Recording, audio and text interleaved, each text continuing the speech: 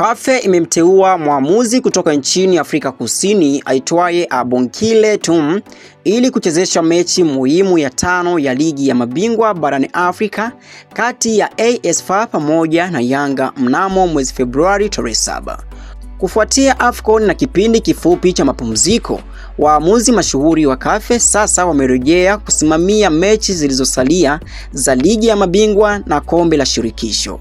Klabu ya Yanga FC inahitaji kupata ushindi katika mchezo ujao ili ijihakikishie zaidi kufuzu hatua ya robo finali ya mashindano ya klabu bingwa barani Afrika. Iko ndo kitu ambacho kinatarajiwa kunuka mnamo tarehe 7 za mwezi huu Februari kati ya AS FAR pamoja na timu ya Yanga kutokea hapa nchini Tanzania, ambapo bila kusahau kwa wale ambao wanafuatilia mpira wanajua kipi ambacho kinaendelea kwa sasa ni mashindano ya vilabu mbalimbali vinavyopatikana katika bara la Afrika. Usisahau, hapa ni Mr. Chambo kutokea hapa Varado Online TV. Zidi kutufuatilia, zidi kuwa pamoja nasi ili kuweza kupata taarifa mbalimbali kutokea pande zote duniani.